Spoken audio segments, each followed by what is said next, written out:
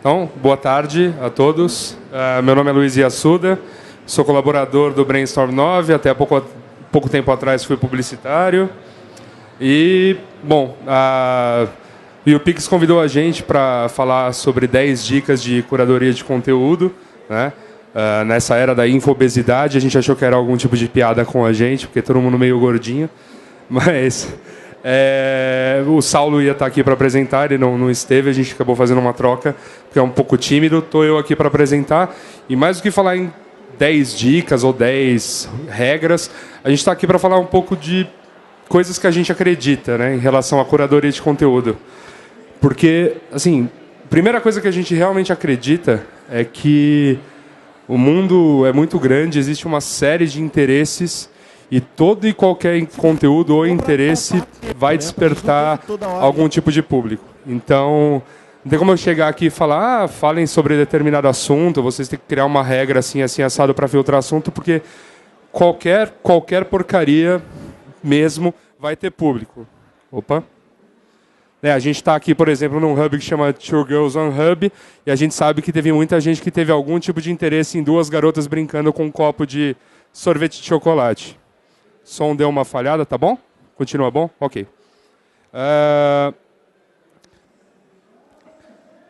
As pessoas têm interesses em diversas coisas. O que a gente faz, de alguma maneira, e faz há 10 anos, é focar em um determinado interesse que nós, editores, temos, né, nós, colaboradores do Brainstorm 9, temos, e que a gente conseguiu um público que concilia esse tipo de interesse. E é sobre isso que a gente vai falar exatamente. No caso do Brainstorm 9, esse nosso mundo de interesses e de conteúdo que a gente pesquisa é, na verdade, tudo que está relacionado à criatividade e, de alguma maneira, tudo que está relacionado à inovação. Então, passando por isso, esse é o nosso primeiro filtro de conteúdo. Mas não significa que eu poderia estar falando sobre qualquer outra coisa. Essa foi uma escolha que a gente fez, assim como diversos outros blogs fazem as escolhas deles por humor, ou por esportes, ou por política. Cada um né, tem a sua praia de atuação e com certeza vai ter público. O Brainstorm 9, nesses 10 anos, tem mais ou menos estes números, né? A gente tem aí pouco mais de 5.700 posts, dá mais de um por dia. A gente tem mais de 75 mil comentários nesses posts. Hoje a gente pode dizer que nós somos um blog referência em criatividade e inovação e também para a área de publicidade, principalmente para a área de publicidade, tá? E a gente está em torno aí de 1 milhão de visitas por mês, né? E ganhamos nos últimos 2 anos os prêmios UPix de melhor blog. Vocês votaram nesse ano? Importante. Mas beleza. Sem mais delongas, eu queria entrar nesse papo das 10 dicas, mas não encare isso como 10 mandamentos. Tá? São 10 coisas que a gente aprendeu nesses 10 anos. Alguns estão há mais tempo, o Merigo está desde o começo, óbvio. O resto da equipe foi entrando aos poucos. Eu estou no Brainstorm 9 desde 2009, então aí já vão 3 anos de postagens, né, e curadoria de conteúdo ali dentro. E, bom, tem algumas coisas que são comuns a todos nós editores ali. São algumas coisas que a gente acredita, que guiam o conteúdo e que a gente hoje acredita ser um pouco do motivo desse sucesso do Brainstorm 9. E é sobre isso que eu gostaria de... São essas coisas que a gente gostaria de compartilhar. A primeira delas é que, quando a gente optou por falar sobre publicidade, lá atrás o Merigo talvez não fosse um profundo conhecedor do assunto. Mas hoje, todos os editores, de alguma maneira, conhecem muito bem o assunto. Por que conhecem bem? Porque vivem ele. Então, a gente atua na área, ou trabalhamos em agências, ou em produtoras, ou em qualquer tipo de serviço ligado à inovação, à criatividade. O Saulo, por exemplo, que não está aqui, ele tem um escritório dele de design. O Jairo também tem sua própria empresa ligada à criação de estampas e de design. O resto dos colaboradores são todos em agência. O Merigo não está mais em agência, ele trabalha hoje só com Brainstorm 9. E eu recentemente trabalhei em agência até o último mês. Aí agora saí para novos projetos. Então, a gente respira um pouco dessa área. E é importante. Você pode começar a publicação que você quiser por algum assunto de interesse, mas é importante que com o tempo você se aprofunde naquele interesse, você realmente saiba. Eu tenho uma série de posições políticas, eu tenho meu time de futebol do coração, eu tenho minha cerveja favorita e não necessariamente estou escrevendo sobre esses assuntos porque não sou um profundo especialista. Ainda que, mesmo sobre esses assuntos, eu sempre tento saber um pouquinho mais a respeito deles. A segunda coisa que a gente acredita que é um ponto de sucesso é que a gente conhece pessoas e as pessoas que estão fazendo. E, afinal, assim, a presença de vocês aqui no YouPix é um pouco para isso também, né? Para girar, conhecer pessoas, ouvirem palestrantes, ouvirem pessoas que estão produzindo coisas novas, conversarem aí aqui no meio entre vocês sobre o que vocês estão fazendo. E com isso vocês vão adquirir, né, conhecimento sobre o que outras pessoas estão fazendo nesse mercado, seja de social media, seja de publicidade, seja de tecnologia. E a gente, da mesma maneira, fez isso, só que a gente faz isso por 10 anos. Né? Então, a gente foi conhecendo pessoas ao longo do tempo, como a maior parte passou por empresas ligadas à criatividade e à inovação. A gente conhece profissionais, sabe o que eles estão fazendo. Alguns desses profissionais estão fora do Brasil, eles se relacionam ainda com o Brainstorm 9. Eu até gosto de falar que, dependendo do dia, eu não preciso nem ler um feed de notícias para adquirir, né, pegar e postar alguma coisa, porque as coisas vão chegando por e-mail. Né? Esses profissionais que estão em Dubai, que estão nos Estados Unidos, na Europa, mandam coisa por e-mail para o Brainstorm 9, assim como profissionais do Brasil, e a gente geralmente fica sabendo da coisa antes de ela sair. Conhecer as pessoas ajudou a gente a ter em primeira mão, né, muita novidade que estava saindo nesse mercado. O terceiro ponto, que para nós é uma questão incessante, a gente está sempre buscando novos conhecimentos. Né? Nesse ponto, o que a gente gosta de falar é que sempre tem alguma coisa para saber a mais sobre um determinado assunto. Eu nunca sei o suficiente sobre publicidade que eu não possa ouvir um pouco mais, pesquisar um pouco mais e saber mais. Eu nunca sei nada, nunca sei tudo em relação a um case se eu não fui lá, conversei um pouquinho mais com o cara que criou ou com outro profissional envolvido, que eu não possa aumentar o meu conhecimento e aí fazer uma postagem melhor. Eu dou o exemplo da cerveja, porque cerveja, o seu conhecimento nunca é suficiente sobre ela. A gente pode fazer até um teste simples aqui. Quantos de vocês sabem qual é o tipo da cerveja que vocês bebem aqui no Brasil? 1, 2, 3. Só? Nossa, eu ainda ia refinar um pouquinho mais. Vocês sabem por que ela se chama Pilsen? Não? Então.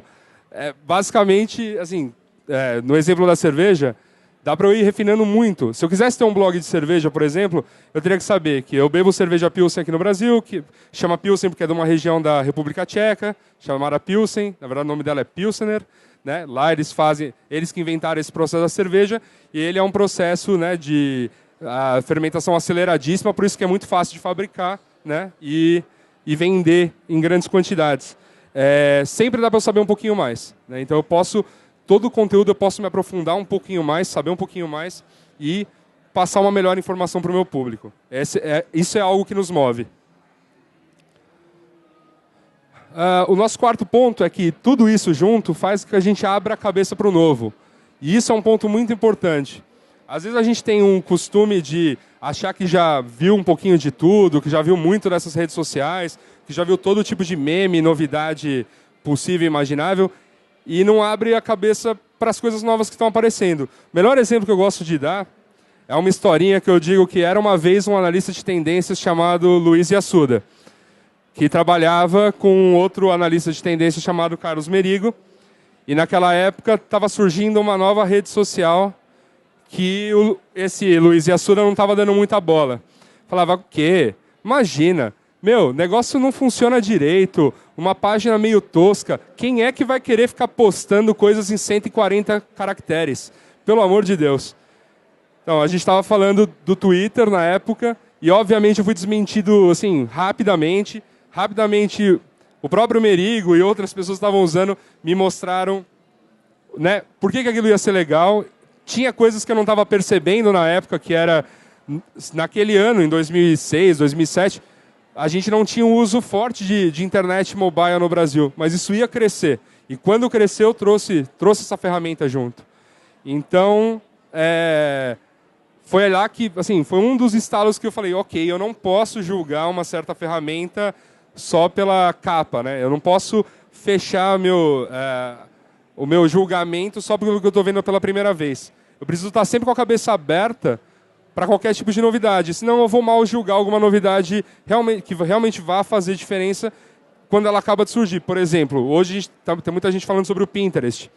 Eu ainda não tenho, confesso que não tenho opinião formada sobre o que é a ferramenta, mas ela está aí, está estourada, está crescendo, tem dados falando que já é mais utilizada que o Twitter nos Estados Unidos.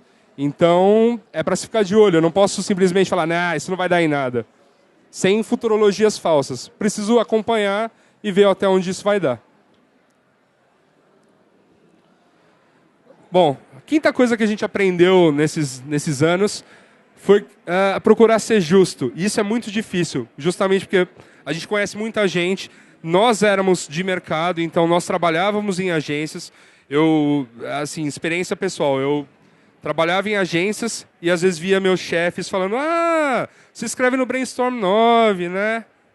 Então, a gente está para lançar aquela açãozinha assim, assim, assado. E óbvio, eu ficava muito... Então, como é que eu vou explicar que a ação não é tudo isso? Como é que eu vou explicar que, né, eu não postaria jamais a respeito disso, de uma maneira mais delicada, de uma maneira que também não me fudesse ali dentro do trabalho. E aí, e esse é um ponto que a gente batia desde o começo. E assim, os colaboradores que hoje participam ativamente do blog têm isso de uma maneira bem mais firme. A nossa postura é, cara, a gente coloca o que é bacana, o que a gente achou legal, o que a gente quer compartilhar com o público. Doa quem doer. Eu, realmente, assim, até por motivos éticos, eu já não gosto de postar coisas da minha própria agência. Se é da agência que eu estava trabalhando, eu pegava e mandava para os outros colaboradores falando, se vocês quiserem, postem. Se não quiserem, beleza. Falo aqui para o meu chefe que, não deu.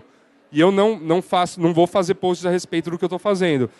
Outros colaboradores agem da mesma maneira. Às vezes vêm e perguntam, você acha que esse post você falaria? Não. E a gente sempre é muito sincero um com o outro. Isso aqui não, isso aqui sim, por quê? Né? E isso, de alguma maneira, ajuda a manter a credibilidade do site. Não é só porque eu trabalho na agência A que eu só vou postar coisas da agência A, porque o público não é besta, né? O público percebe que eu estou fazendo isso. E se o público percebe que eu estou fazendo isso, acabou, né? Joguei fora 10 anos de história do blog e tudo mais. Bom, a sexta coisa que a gente aprendeu aí com o tempo é que o conteúdo ele ganha consistência organicamente, né? Ele vai aumentando. Um post, né? Uma andorinha não faz verão, né? Então, por isso que, como a gente acredita que o conteúdo ele só vai ganhar corpo, né, se ele for crescendo com o tempo, a gente é muito chato e severo, a gente tem regra. Então, todo dia tem post. O Brainstorm 9 não fica um dia sem ter post, exceto fim de semana. Mas todo dia você entra lá, tem pelo menos uma postagem, alguém, tá todo mundo lascado aquele dia, o pessoal se vira para uma pessoa postar alguma coisa, porque todo dia tem que ter alguma coisa nova, alguma coisa de, ok, vale a pena dar refresh nesse site. Toda semana a gente está gravando podcast, toda semana a gente está gravando o Crix, que é o nosso modelo de videocast. E se a gente apresentar agora, futuro iremos, né, alguns novos projetos, eles vão ser feitos periodicamente, porque a gente acredita que só fazendo isso tempo ao tempo, a gente vai conseguir fazer com que o nosso conteúdo permaneça relevante. Sempre ter conteúdo, ele tem que ir crescendo. Um exemplo que eu gosto de dar de coisas que vão crescendo com o tempo, essa foto aqui. Não sei se vocês conhecem essas pessoas. Todas elas foram blogueiros relevantes um dia, ou ainda são. Aquela ali é a Lúcia Freitas, ao lado dela é o Oct, o Merigo mostrando a língua, e esse aqui embaixo é o Bruno Alucci, que também foi blogueiro de publicidade durante muito tempo. Esses 4 é uma foto de um arquivo pessoal meu. A gente estava reunido na Casa Gafanhoto, em algum dia de 2008, vendo filmes do YouTube apresentados pelo Merigo e pelo Fabio Yabu. E é mais ou menos para falar que isso aqui, exatamente isso, 4 moleques, devia ter mais uma meia dúzia de pessoas numa segunda-feira chuvosa lá na Avenida Rebouças, foi o início desse evento que vocês estão vendo aqui. O YouPix não começou maior do que isso. Era um monte de gato pingado que ia nessa casa na Rebouças tomar cerveja e ficar falando, né, merda sobre o que estavam fazendo, o que estavam escrevendo. E isso tomou essa proporção que vocês estão vendo aqui. Por quê? Porque o YouPix também, de maneira regrada, foi fazendo toda hora, todo ano, aumentando um pouquinho, chamando um palestrante a mais. Em 4 anos, vocês estão vendo o monstro que isso virou, né? Então,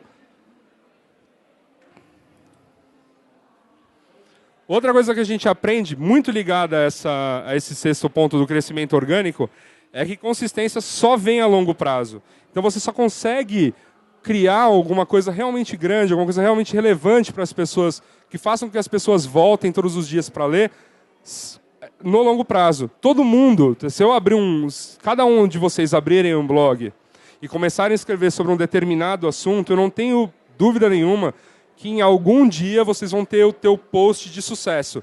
O post que vai fazer vocês serem ranqueados em primeiro lugar no Google, numa busca por aquele assunto. Vocês vão bombar, vai ter 1 milhão de comentários. Eu não tenho dúvida nenhuma disso. Mas o trabalho não é esse. O trabalho é que vocês precisam fazer as pessoas voltarem todos os dias. E se interessarem não pelo único post que você fez vitorioso, mas pelos posts que você está fazendo todo dia. E isso só vem com o tempo. Então é necessário um pouco de insistência, é necessário, né, todos os outros pontos associados, né, tá com a cabeça aberta, juntar muito conhecimento, ouvir as pessoas, conhecer o que as pessoas estão fazendo e ir fazendo todo dia e acompanhando o feedback todo dia para que vocês tenham, no fim de um longo prazo, um veículo realmente relevante. Isso a gente acredita que foi o ponto fundamental do Brainstorm 9. A gente está há 10 anos fazendo coisas todos os dias e se a coisa não foi relevante, a gente troca, tenta outra coisa. O Braincast mudou 3 vezes de modelo e a gente acredita que agora está num modelo que as pessoas estão consumindo bem o conteúdo. Mas se não for, a gente muda novamente para atender as pessoas e passar o conteúdo da melhor maneira possível. Nosso 8º ponto, que tem um amigo internauta, né? O amigo internauta é aquele cara que participa da transmissão da Globo. O amigo internauta perguntando, geralmente, alguma coisa super óbvia sobre o esquema tático das 2 equipes. Mas no nosso caso, não. O amigo internauta, no nosso caso, realmente nos ensina alguma coisa, porque a troca é de verdade. A gente escreve de maneira pessoal. Então, se vocês entrarem no Brainstorm 9 e procurarem um post do Luiz Yassuda, sou eu escrevendo, eu tenho o meu jeito de escrever, minhas características, assim como a Lígia, o Saulo, o Merigo têm as deles, e eles têm isso já de uma maneira muito bem consolidada, né? Cada um tem a sua carinha, o seu jeito de escrever. Mas não significa que as pessoas que foram nos respondendo não foram ajudando com isso no tempo. Então, a contribuição a mais no Brainstorm não foi só a partir do momento que o Merigo abriu a porteira e falou, ok, não vou mais tocar esse blog sozinho, eu preciso de uma equipe. Foi desde o primeiro dia, quando ele escreveu o primeiro post, recebeu o primeiro comentário, e as pessoas ajudaram a gente a construir um blog maior, melhor, bem visitado, relevante, com conteúdo que as pessoas querem ler, né? E quando a gente pisa na bola, escreve alguma coisa meio torta, faz uma piadinha que não foi bem entendida, eles reclamam. E aí a gente, de alguma maneira, atende num próximo post. A gente jamais também apaga algum comentário que a gente fez, né? Porque, né, o que vale no enriquecimento do conteúdo é esse diálogo com quem está lendo. Bom, ponto 9 é que a gente não vai na novidade só pela novidade, né? Aqui, não sei se vocês estão há tanto tempo nessa de internet, novidades e tudo mais, mas isso é um print screen do Second Life. Second Life foi uma ferramenta fabulosa e que ia revolucionar o jeito que as pessoas iam navegar na web. Em 2006 não se falava de outra coisa, em 2007 morreu. Então, e muita gente entrou no Second Life, pela novidade, cara, gastaram tufos de grana. Aqui tem um exemplo que é um banco que provavelmente gastou uma grana para fazer o banco lá dentro, e a Globo fez Big Brother lá dentro, e uma galera fez coisas lá dentro e gastaram dinheiro. e, vamos ter alguma coisa lá dentro. O Brainstorm 9 não se presta a isso. O Brainstorm 9 não vai pela, vamos lá, não sei o que lá. A gente vai, a gente vê, a gente avalia, e a gente vê principalmente qual é a forma com que a gente... qual é a forma com que a gente pode aproveitar aquilo para falar com as pessoas. Se existe um canal que as pessoas que as pessoas vão, de alguma maneira, assimilar conteúdo, a gente pode estar lá, só que a gente tem que avaliar a maneira com que a gente entra. E não apenas só para ter rapidão a primeira página no Pinterest, não é esse o nosso intuito. Né? Esse é o intuito de marcas, muitas vezes, estar primeiro do que as outras num determinado ambiente. A gente cria a página, a gente até entra, começa a fuçar, mas o motivo principal é entender o que se passa ali dentro e montar um projeto para o futuro. Por exemplo, o Crix. O Crix, bom, vamos lá. Voltando um pouquinho, alguns meses, foi criado o Google+, todo mundo queria entrar no Google+, todo mundo queria abrir página no Google+, um monte de marcas abriram página no Google+, e a gente abriu a nossa também. Né? O Brainstorm 9 tem página no Google+. Mas o nosso principal uso hoje do Google+, é para fazer o Crix, que foi uma forma inteligente de juntar diversas pessoas que estão em localidades diferentes, gravar um videocast, a solução do Google é completa, grava ao vivo via Hangout, manda para o YouTube e eu posso postar no dia seguinte num post do Brainstorm 9. Que as pessoas, mesmo quem não estava ali ao vivo, acompanhando essa discussão toda, pode no dia seguinte assistir um vídeo do YouTube e está tudo ok. Então foi assim, só fuçando muito, só perguntando muito para o Google, só... vivenciando e procurando saber qual seria a melhor forma de eu transmitir conteúdo nessa rede, é que o Cris, no caso, que é o grande mentor do Crix, chegou à conclusão de que esse era o modelo. Então, que não é o único modelo existente, mas é um modelo que hoje está servindo para a gente.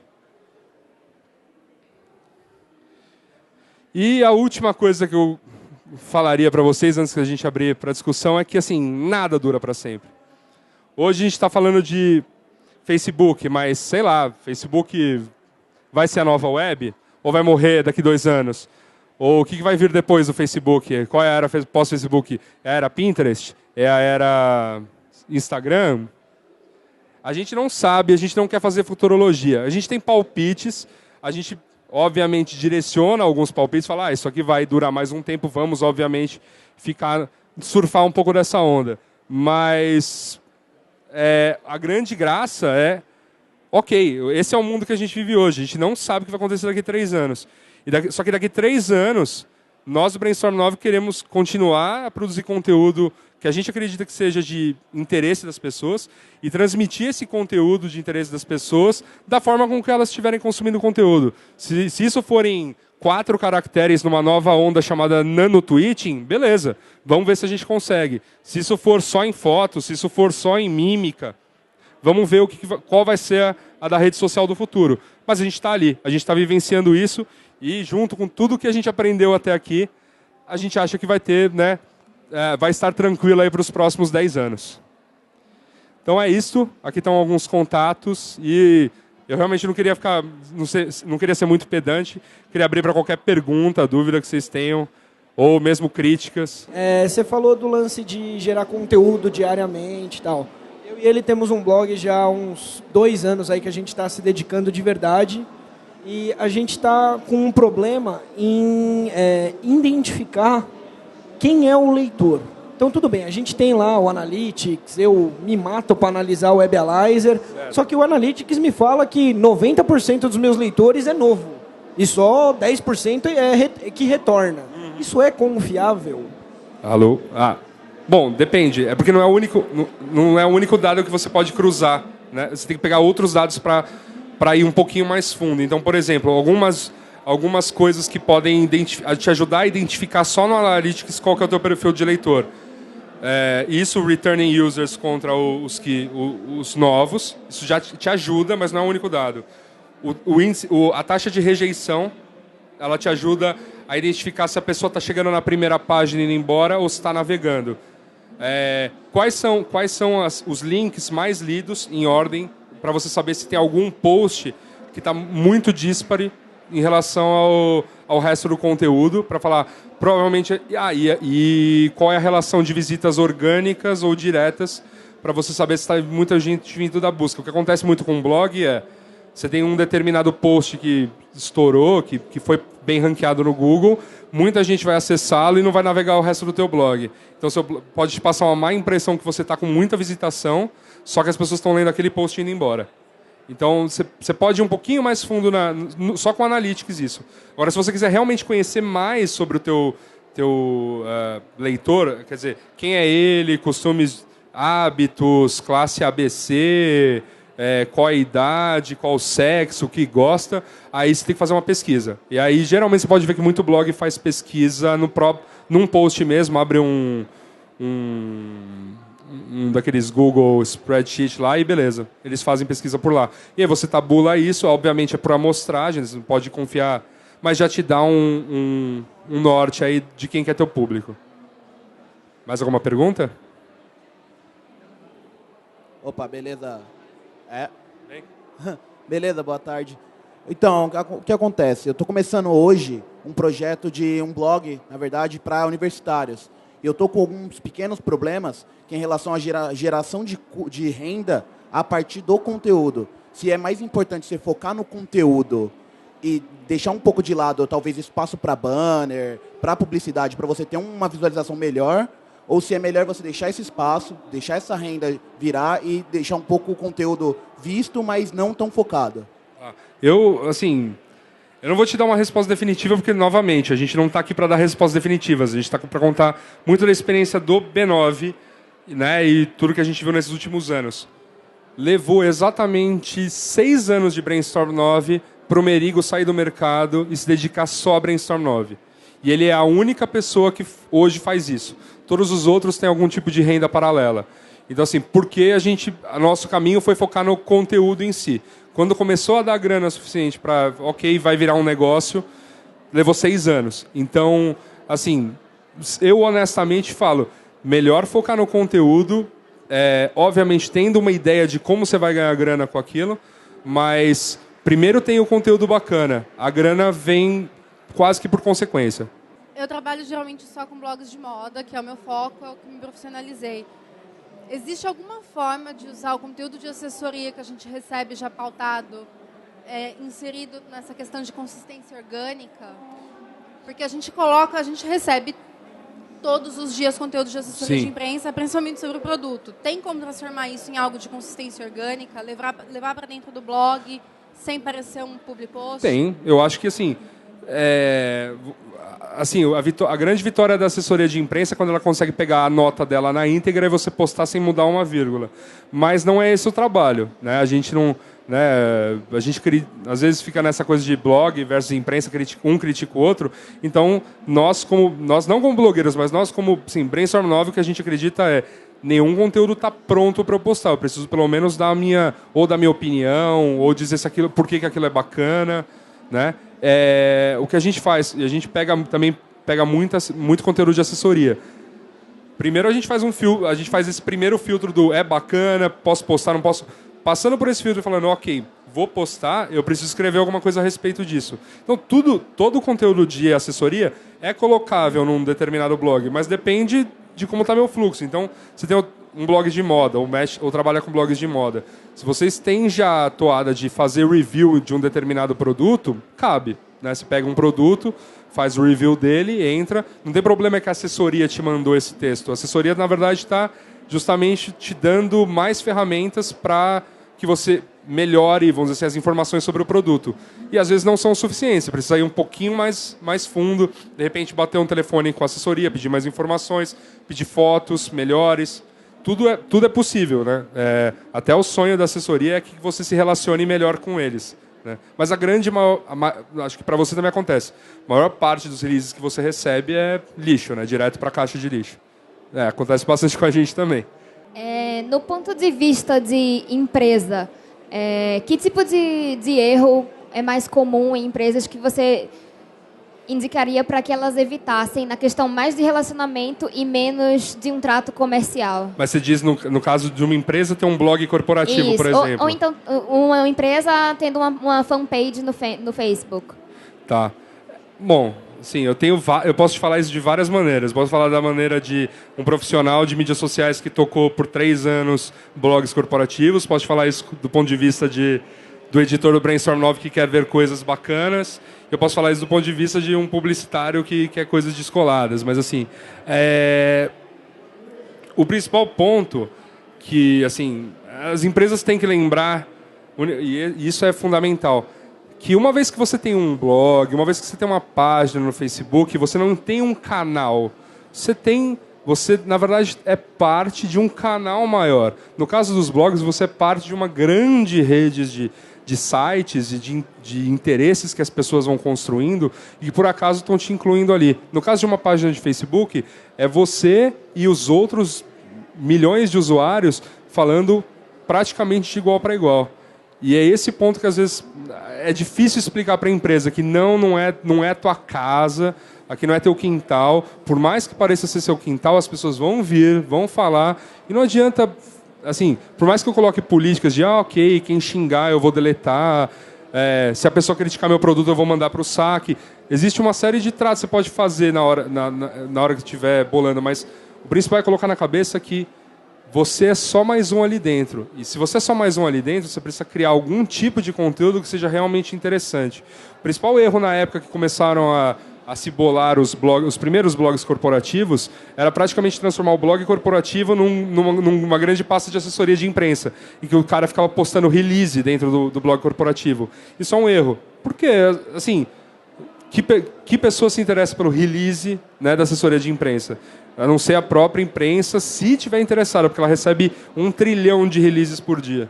Então, assim, se de alguma maneira a empresa consegue criar um tipo de conteúdo de alguma maneira interessante para as pessoas, que vai além do que ela já está falando no site dela, do que ela já está falando na TV, do que ela já está falando, né, enfim, em qualquer outro tipo de comunicação, se eu consigo levar um pouquinho além essa experiência, talvez eu consiga público. Minha experiência com o blog corporativo foi mais ou menos essa. Toda vez que eu levava um pouquinho além, porque a gente fazia um blog corporativo para uma empresa de tecnologia que fabricava TV, celulares, e que é uma concorrente dessa Azul que está aí hoje. Então, no blog corporativo, o que a gente procurava fazer um review mais aprofundado do produto, dar a opinião de um determinado blogueiro sobre aquele produto, e além. Então, eu estou falando de um celular, na época Android era um papo muito novo. Eu fui um pouquinho além, mostrei o que era o Android, por que era legal baixar aplicativos, quais eram os aplicativos mais legais de se baixar, para quem tinha celulares mais básicos, né, os dumb phones, quais eram os aplicativos Javas que poderiam incrementar o uso do celular, como ele poderia usar a internet para acessar aquilo, para ter, mesmo num celular mais basiquinho, né, quase o mesmo uso de um smartphone. E esse tipo de conteúdo é que interessava as pessoas, né? A gente foi percebendo que esse conteúdo gerou, de alguma maneira, mais voltas, né?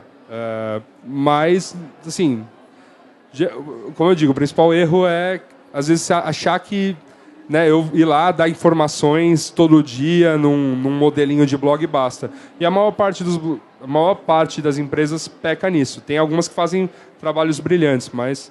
né? Geralmente, quando pecam nisso. Achar que são importantes demais para as pessoas gastarem 5 minutos do dia delas com elas e elas percebem que não são. Só uma dúvida. No nosso blog, um dos posts que mais gera volta é dos filmes do ano de 2009.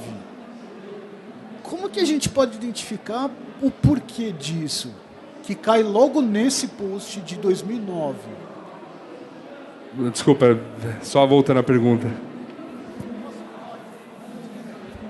A gente tem um post no blog que é de 2009, que é uma lista de filmes que ia ser lançado em 2009.